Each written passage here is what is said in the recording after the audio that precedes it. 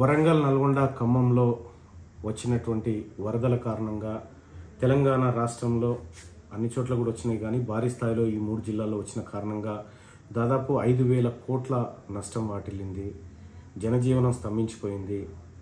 ప్రజల నిత్యావసరాలన్నీ వరదమయం అయిపోయినాయి, బురదలో చిక్కుపోయినాయి. ప్రజలంతా తీవ్ర ఇబ్బందులు పడుతూ ఉన్నారు.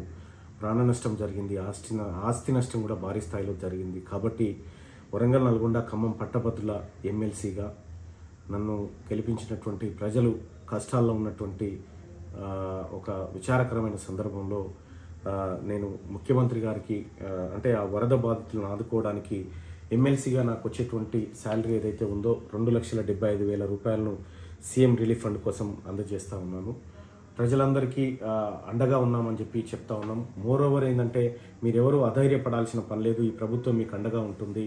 సో మిగతా ఎమ్మెల్యేలను, మిగతా ప్రజాప్రతినిధులను కూడా, మంత్రులను కూడా రిక్వెస్ట్ చేస్తూ ఉన్నా, మీ యొక్క నెల శాలరీని డొనేట్ చేయండి ఈ బాధితుల కోసం.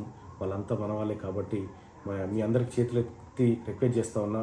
అటు ముఖ్యమంత్రి సహాయ నిధికి కానీ, లేకపోతే మీకు తోచిన విధంగా మీరు ఆ ప్రజలకు అందుబాటులో ఉండి అండగా నిలవాలని, అన్ని రకాలుగా సహాయ సహకారాలు అందించాలని మీ అందరినీ రిక్వెస్ట్ చేస్తూ ఉన్నా. ధన్యవాదాలు.